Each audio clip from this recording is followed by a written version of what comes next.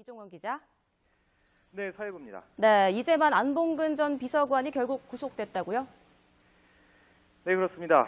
안봉근 전 청와대 국정홍보비서관과 이재만 전 총무비서관의 구속영장이 모두 발부됐습니다. 법원은 죄를 범했다고 판단할 상당한 근거가 있고 증거인멸의 우려가 있어 영장을 발부했다고 밝혔습니다. 문고리 권력이란 이 수식어가 무색하게 국정농단 수사도 피해갔던 이들이죠. 그러나 국정원 특수활동비 상납 의혹으로 체포된 지 사흘 만에 결국 구속됐습니다. 이들은 지난해 7월까지 4년 가까운 기간 동안 매달 현금 1억 원씩 모두 40억 원에 달하는 국정원 특수활동비를 상납받은 혐의를 받고 있습니다. 구속영장에 적시된 죄명은 특가법상 뇌물수수와 국고 손실인데요. 박 전 대통령도 뇌물수수 혐의의 공범으로 명시됐습니다. 뇌물죄 성립 여부를 놓고 갑론을박이 있는 상황이었지만 영장이 발부되면서 일단 검찰 수사는 탄력을 받게 됐습니다. 특히 검찰은 이 전 비서관으로부터 박 전 대통령의 지시로 돈을 받아 금고에 보관하고 또 직접 박 전 대통령에게 전달했다는 진술을 확보한 상태죠. 이를 근거로 검찰은 국정원 특수활동비 가운데 일부가 사실상 박 전 대통령의 비자금이었을 가능성을 의심하고 있습니다.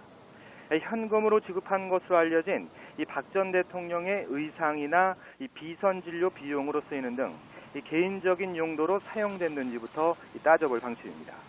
박 전 대통령에 대한 소환 조사도 초읽기에 들어갔습니다. 또 지난해 청와대의 총선 여론조사 비용도 국정원이 부담한 사실이 확인되는 등 이미 이번 수사는 조금씩 정치권을 향하고 있는데요. 검찰은 조만간 당시 청와대 정무수석이었던 자유한국당 김재원 의원도 소환 조사하는 방안을 검토하고 있습니다. 지금까지 사회부에서 YTN 이종원입니다. 성공회대 교수와 짚어보겠습니다. 안녕하십니까? 네, 안녕하십니까? 네, 조금 전 저희 채널에 단독 보도로 전해드렸습니다만, 자, 월 1억씩, 그러니까 한 50억 가까이가 국정원에서 청와대로 건너간 지난 4년 동안 이게 그동안에는 안봉근, 이재만 두 비서관이 어떻게 돈을 받았을까라고 생각했는데, 자, 이재만 전 비서관이 모든 게 박 전 대통령의 지시였다. 이렇게 증언을 했습니다. 그렇죠. 이게 이재만 전 비서관이 뭐라고 얘기했냐면 돈을 받아서 가지고 있다가 대통령이 필요하다고 요구할 때마다 올려드렸다. 이렇게 증언을 했어요. 그렇다고 하면 박근혜 전 대통령의 지시가 있었다고 하는 정황이 드러난 거 아니겠습니까? 그러니까 국정원이 그냥 돈을 주진 않죠. 예를 들어서 물론 국정원이 본인들의 이익을 위해서 그 당시 문고리 3인방을 한 권력의 가장 실세였던 사람들한테 상납을 했다는 의미도 있을 수 있습니다. 왜냐하면 안봉근 전 비서관 같은 경우는 개인적으로도 돈을 받은 게 정황이 좀 드러나는 거 아니겠습니까? 용돈으로 1,500만 원씩, 수백만 원씩 몇 번에 걸쳐서 그랬었죠. 그리고 이 가방 안에 5만 원권을 1억 원씩 매달 상납을 했는데 그 돈은 아마 박근혜 전 대통령이 인지하고 있었던 돈일 수 있다. 그리고 여러 가지 통치 자금이라고 하는 방법으로 쓰였을 가능성이 있고요. 박근혜 정부의 비자금으로 활용됐을 가능성이 충분히 있는 상황이라고 볼 수 있겠습니다. 그런데 사실 지금까지 정호성 전 비서관은 계속해서 박근혜 전 대통령은 그런 그 비자금이나 나쁜 돈을 받지 않았다고 주장하면서 계속 감싸왔다는 말이죠. 그랬었죠. 사실 두 사람도 마찬가지 문고리 3인방 중에 한 명이었으니까 그렇게 얘기를 할 것으로 보였는데 갑자기 이렇게 진술을 바꾼 이유는 뭘까요? 지금 상황에서는 사실 이 사람들이 계속 박근혜 전 대통령을 보호한달까요? 또 이랬을 경우에 본인들도 처벌을 피할 수 없는 상황 아니겠습니까? 떠넘긴다고 처벌이 면해질까요? 그렇다 하더라도 예를 들면 일정 부분 본인은 지시의사했다고 얘기할 수밖에 없는 상황이랍니다. 예를 들면 본인들이 적극적으로 나서서 박근혜 전 대통령을 보호했을 경우에는 더 많은 책임이 본인들한테 올 수밖에 없는 상황이고 지금 이재만 전 비서관처럼 저 대통령의 지시에 의해서 받은 거지 나는 중간에서 연락처 역할만 한 거다 라고 하면서 일정 부분 책임을 좀 박근혜 전 대통령이 떠넘기려는 시도를 하고 있는 것이죠. 지금 상황으로 보면 박근혜 전 대통령의 처벌이 불가피한 상황이고 만약에 본인이 적극적으로 그 일에 가담했거나 본인이 주도적으로 했다고 하면 본인도 처벌을 피할 수 없는 상황 아니겠습니까? 그렇다고 하면 본인의 형량을 조금이라도 줄이기 위해서는 박근혜 전 대통령의 지시가 분명히 있었다는 걸 명확하게 밝혀야 되고 본인은 거기서 그냥 연락책 역할, 전달자 역할만 했다고 하는 쪽으로 갈 수밖에 없는 상황이라는 것이죠. 그럼 박근혜 전 대통령은 그 월 1억, 한 50억 가까운 돈을 받아다가 어디다 썼는지가 이제 용처가 이제 밝혀야 되겠습니다만 그동안 우리가 화면을 통해서 봤던 그 옷값, 의상실에서 박근혜 전 대통령의 옷값이라고 나갔던 그런 부분 또 일부 어디 가서 이제 그 금일봉 주고 병력금 그렇죠. 주고. 예. 근데 그건 이미 청와대에서 특수활동비 특수활동비가 명목으로 있죠. 있잖아요. 예, 맞습니다. 그럼 혹시 그 돈은 어디로 가는 건지. 그래서 지금 궁금해요. 그게 사실은 지금 말씀하신 것처럼 그 돈이 어디에 쓰였느냐가 상당히 궁금합니다. 예. 물론 이제 검찰이 조사를 해서 밝혀내야겠는데 지금 추측되고 있는 것은 방금 말씀하신 옷값 대납의 문제에서 예. 현금을 직접 가져갔다고 하지 않습니까? 현금을 꺼내서 줬고 최순실에게 전달해 줬다라고 지금 얘기를 하고 있는데 그렇다면 최순실한테 줘서 갔다고 한다면 예. 결국은 국정원의 그 월 1억이라는 돈이 예. 최순실을 통해서 전달됐으면 최순실도 썼다는 거 아니에요? 그럴 가능성이 있죠. 지금 사실 이 비서관들이 업무를 맡았던 제2부속실, 총무비서관실 아니겠습니까? 총무비서관실이나 제2부속실은 사실은 이제 결혼한 대통령 같은 경우에는 이제 결혼한 그 당사자, 배우자를 보호자하는 곳이었는데 그렇죠.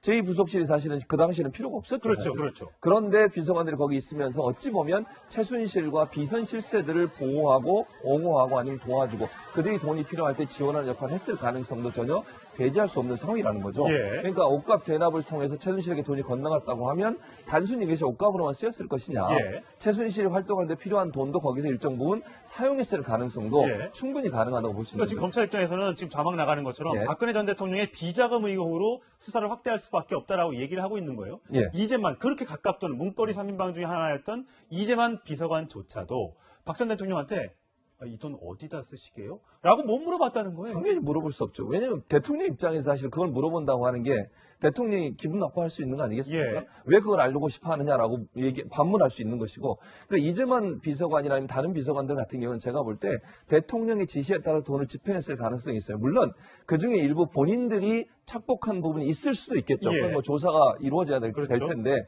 이 돈 자체가 사실은 쓰는 용처에 대해서 밝히지도 않아도 되는 돈이고 어디서 돈이 쓰여졌는지를 확인할 수 없는 현금으로 운영되는 돈이기 때문에 박근혜 전 대통령이 필요에 따라서 비서관들에게 지시를 하고 비서관들은 그 지시를 받아서 박근혜 대통령이 원하는 그 돈을 썼을 것이고 그게 흘러간 정황이 지금 최순실 씨나 아니면 다른 비선 실세에게 들어갔을 가능성도 있고 지금 현재 예. 이제 선거에 활용됐을 가능성까지도 점쳐주고 있는 예. 상황 아니겠습니까? 예. 자, 지금 박근혜 전 대통령의 그러고 보면 재산이 예. 사실상 뭐 한 2억 정도의 그 재산이 그 연봉을 받았지 않습니까? 그렇죠. 네. 근데 연봉을 쓰면 좀 돈이 줄어야 줄어야 되는데 되는데? 제가 그래픽을 준비했습니다만 2014년부터 15년 이렇게 보면 예. 계속 돈이 이게 늘어나는 거예요. 그렇죠. 2014년 25억에서 28억, 31억, 결국 2017년에 37억까지 늘어났단 말이죠. 예. 그러면 돈을 한 푼도 쓰지 않고 계속 돈이 들어왔다는 얘기인데 예. 그러면 국정원으로부터 받은 돈은 그냥 어디다 갖다 쓰고 자기가 받았던 연봉이나 이런 인세 이런 것들은 그대로 누적해서 다 갖고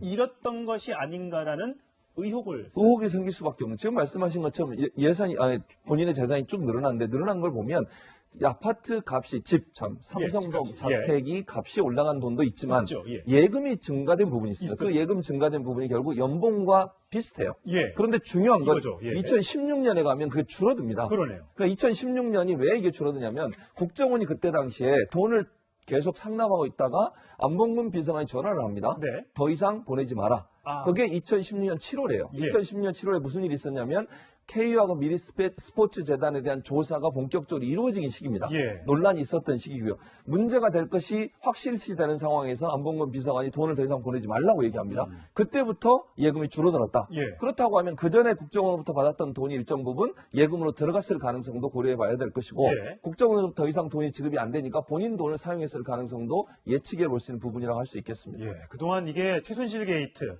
그다음에 문고리 3인방의 국정농단쯤으로 알았던 이번 게이트가 이제 박근혜 전 대통령의 비자금 게이트로 확산될지 여부가 굉장히 주목이 되는 부분입니다. 오늘 말씀 잘 들었습니다. 예, 감사합니다. 보수 야당과 정계 개편이 속도를 내고 있습니다. 박근혜 전 대통령 제명을 추진 중인 자유한국당 홍준표 대표가 어제 오늘 잇따라서 의원들과 만나고 있습니다. 어떻게 된 일인지 국회로 가보겠습니다. 최석호 기자. 네, 국회입니다. 자, 박근혜 전 대통령 제명 D-Day가 바로 내일입니다. 예상 어떻게 됩니까? 네, 박근혜 전 대통령의 제명 내일 강행될 것으로 보입니다. 홍준표 대표는요, 제명안 처리에 관련해서 최고위원회의 연기는 없다 이렇게 분명한 뜻을 전했는데요. 제명안 처리 시점을 공개적으로 언급한 것은 이번이 처음입니다. 그만큼 박근혜 전 대통령 제명안 처리에 확고한 의지를 드러낸 건데요. 어제 초선 의원들과 회동을 갖고 이 같은 뜻을 분명히 했습니다. 홍 대표는 당내 문제로 시간을 끌 여력도 없고 나는 그럴 생각도 없다 이러한 뜻을 분명히 했는데요. 오늘 친박계가 포함된 재선 의원들과 또 회동을 갖고 최종 설득 작업에 나설 예정입니다. 자, 박근혜 전 대통령의 제명이 사실상 이제 확정이 되면 바른정당과의 통합도 가속도가 붙게 되는 건가요? 네, 그렇습니다. 홍준표 대표와 약속이라도 했듯 김무성 바른정당 의원은요, 어제 통합파 의원들과 만찬 회동을 가졌습니다. 이 자리에서 김무성 의원 이렇게 이야기를 했습니다. 통합파 의원들의 탈당 여부를 최종 결정할 의원총회를 오는 일요일에 열겠다. 그러니까 박근혜 전 대통령 제명안 처리를 지켜본 뒤에 5일에 의원총회를 열고 6일에 탈당하는 수순을 밟겠다는 겁니다. 정확한 명단은 나오지 않았습니다. 하지만 김무성, 김용태 의원을 비롯해서 7, 8명 정도가 바른정당을 탈당해서 자유한국당에 복당할 것으로 보입니다. 자, 오늘 국정원에서 국정원 국정감사가 있습니다. 지금 얘기가 되고 있는 국정원의 이 자금 상납 의혹, 이게 쟁점이 되겠죠? 네, 그렇습니다. 아무래도 가장 쟁점은요, 국정원 특수활동비 상납 파문이겠죠. 국회 정보위는 서울 내곡동에서 현재 이 시각 국정원에 대한 국정감사를 진행하고 있습니다. 최대 핵심은 적폐청산이냐, 정치보복이냐를 두고 여야가 치열하게 대립하고 있습니다. 어제 더불어민주당은 이러한 특수활동비 상납을 두고 희대의 세금 도적질이라고 표현을 했는데요. 반면 자유한국당은요, 역대 정권에서 관행적으로 있었던 일이다, 이렇게 주장을 하면서 박근혜 정부 국정원만 표적 삼지 말고 차라리 수사를 할 것이면 DJ 정권 그리고 노무현 정권 국정원까지 모두 수사를 해라, 이러한 입장입니다. 차후 대응 방안까지 예고하고 나섰는데 이렇기 때문에 정치권에서의 여야 공방은 더욱 거세질 것으로 보입니다. 지금까지 국회에서 채널A 뉴스 최석호입니다. 불의의 사고로 생을 마감한 배우 김주혁 씨의 발인식이 오늘 잠시 후에 진행됩니다. 어젯밤까지도 고인을 아꼈던 수많은 사람들의 조문 행렬이 이어졌습니다. 네, 그럼 김주혁 씨 빈소가 마련된 서울 아산병원에 나가 있는 취재기자 연결해 보겠습니다. 정한희 기자. 네, 오전 10시부터 김주혁 씨의 연결식이 진행되고 있습니다. 가족과 동료 연예인들이 참석한 것으로 파악되고 있는데요. 이 연결식이 끝난 뒤에는 김주혁 씨의 발인이 진행될 예정입니다. 가족과 동료 연예인들이 고인의 마지막 가는 길을 함께할 예정입니다. 이 연인 이유영 씨는 수척한 모습으로 빈소를 지켰습니다. 이 발인이 끝나면 고인은 부모님이 잠든 충남 서산의 가족 납골교에 안치될 예정인데요. 어젯밤까지도 빈소에는 고인을 아꼈던 동료 연예인과 또 팬들의 조문 행렬이 이어졌습니다. 일반인 조문은 남은 장례 절차를 위해서 어젯밤 10시쯤에 마무리됐습니다. 자, 김주혁 씨 차량의 급가속 이후 아직까지 드러난 게 없는데 혹시 새로 나온 얘기가 있습니까? 네, 아직까지 김주혁 씨의 교통사고 원인이나 정확한 사인은 밝혀지지 않고 있습니다. 김 씨의 부검을 담당한 이 부검인은 1차 소견에서 직접적인 사인은 심각한 머리 부상이다라고 밝혔는데요. 김 씨가 전문 의약품을 복용한 사실이 알려지면서 부작용이 원인일 수 있다는 의혹도 나오고 있습니다. 경찰은 어제 김주혁 씨가 최근까지도 방문한 서울 강남의 한 피부과 의원을 찾았는데요. 김 씨의 진료 여부 등 기초적인 사실관계를 파악했습니다. 경찰은 김주혁 씨의 최종 부검 결과를 본 뒤에 관련 수사 여부를 들여다보겠다는 입장입니다. 김주혁 씨의 정확한 사고 원인을 알아내기 위해서는 김 씨의 차량에 있던 블랙박스가 중요한 단서일 텐데요. 경찰은 어제 사고 현장을 방문해서도 수색도 했지만 여전히 블랙박스는 찾지 못했습니다. 당시 차량이 심각하게 훼손이 됐기 때문에 이 블랙박스가 찌그러진 차량의 틈 사이에 있을 수도 있기 때문에요. 경찰은 조만간 차량을 해체해서 블랙박스를 찾는다는 계획입니다. 또 블랙박스가 김 씨의 차량에 설치돼 있었는지 여부도 확인한다는 방침입니다. 지금까지 서울 아산병원에서 전해드렸습니다. 그 당시 문고리 3인방을 한 권력의 가장 실세였던 사람들한테 상납을 했다는 의미도 있을 수 있습니다. 왜냐하면 안봉근 전 비서관 같은 경우는 개인적으로도 돈을 받은 게 정황이 좀 드러난 상황이 용돈으로 있습니다. 1,500만 원씩 받았죠. 수백만 원씩 몇 번에 걸쳐서 그랬었죠. 그리고 이 가방 안에 5만 원권을 1억 원씩 매달 상납을 했는데 그 예. 돈은 아마 박근혜 전 대통령이 인지하고 있었던 돈일 수 있다. 예. 그리고 여러 가지 통치 자금이라고 하는 방법으로 쓰였을 가능성이 있고요. 박근혜 정부의 비자금으로 활용됐을 가능성이 충분히 있는 상황이라고 볼 수 있겠습니다.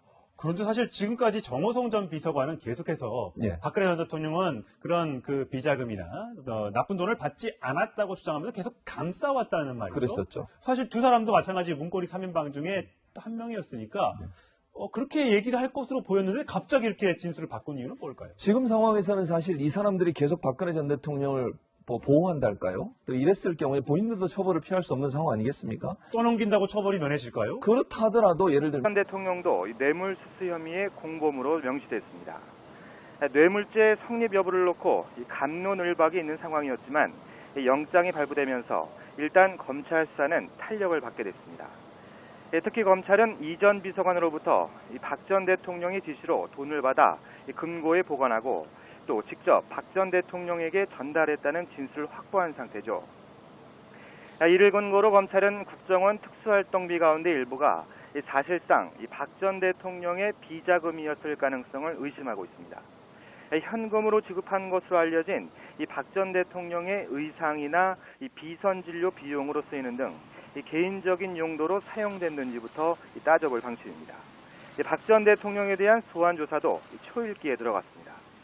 또 지난해 청와대의 총선 여론조사 비용도 국정원이 부담한 사실이 확인되는 등. 이종원 기자. 네, 사회부입니다. 네, 이제만 안봉근 전 비서관이 결국 구속됐다고요?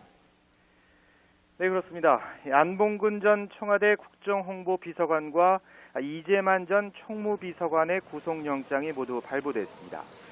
법원은 죄를 범했다고 판단할 상당한 근거가 있고 증거인멸의 우려가 있어 영장을 발부했다고 밝혔습니다.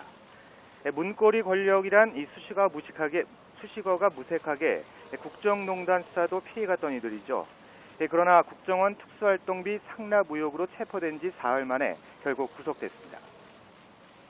이들은 지난해 7월까지 4년 가까운 기간 동안 매달 현금 1억 원씩 모두 40억 원에 달하는 국정원 특수활동비를 상납받은 혐의를 받고 있습니다. 구속영장에 적시된 죄명은 특가법상 뇌물수수와 국고 손실인데요. 이미 이번 수사는 조금씩 정치권을 향하고 있는데요. 검찰은 조만간 당시 청와대 정무석이었던 자유한국당 김재원 의원도 소환 조사하는 방안을 검토하고 있습니다. 지금까지 사회부에서 YTN 이종원입니다. 성공회대 교수와 짚어보겠습니다. 안녕하십니까? 네, 안녕하십니까? 네, 조금 전 저희 채널에 단독 보도로 전해드렸습니다만, 자, 월 1억씩, 그러니까 한 50억 가까이가 국정원에서 청와대로 건너간 지난 4년 동안 이게 그동안에는 안봉근, 이재만 두 비서관이 어떻게 돈을 받았을까라고 생각했는데, 자, 이재만 전 비서관이 모든 게 박 전 대통령의 지시였다. 이렇게 증언을 했습니다. 그렇죠. 이게 이재만 전 비서관이 뭐라고 얘기했냐면 돈을 받아서 가지고 있다가 대통령이 필요하다고 요구할 때마다 올려드렸다. 이렇게 증언을 했어요. 그렇다고 하면 박근혜 전 대통령의 지시가 있었다고 하는 정황이 드러난 거 아니겠습니까? 그러니까 국정원이 그냥 돈을 주진 않죠. 예를 들어서 물론 국정원이 본인들의 이익을 위해서 그냥 일정 부분 본인은 지시에 의했다고 얘기할 수밖에 없는 상황이랍니다. 예를 들면 본인들이 적극적으로 나서서 박근혜 전 대통령을 보호했을 경우에는 더 많은 책임이 본인들한테 올 수밖에 없는 상황이고 지금 이재만 전 비서관처럼 저 대통령의 지시에 의해서 받은 거지 나는 중간에서 연락처 역할만 한 거다라고 하면서 일정 부분 책임을 좀 박근혜 전 대통령이 떠넘기려는 시도를 하고 있는 것이죠. 지금 상황으로 보면 박근혜 전 대통령의 처벌이 불가피한 상황이고 만약에 본인이 적극적으로 그 일에 가담했거나 본인이 주도적으로 했다고 하면 본인도 처벌을 피할 수 없는 상황 아니겠습니까? 그렇다고 하면 본인의 형량을 조금이라도 줄이기 위해서는 박근혜 전 대통령의 지시가 분명히 있었다는 걸 명확하게 밝혀야 되고 본인은 거기서 그냥 연락책 역할, 전달자 역할만 했다고 하는 쪽으로 갈 수밖에 없는 상황이라는 것이죠. 그럼 박근혜 전 대통령은 그 월 1억, 한 50억 가까운 돈을 받아다가 어디다 썼는지가 이제 용처가 이제 밝혀야 되겠습니다만 그동안 우리가 화면을 통해서 봤던 그 옷값, 의상실에서 박근혜 전 대통령의 옷값이라고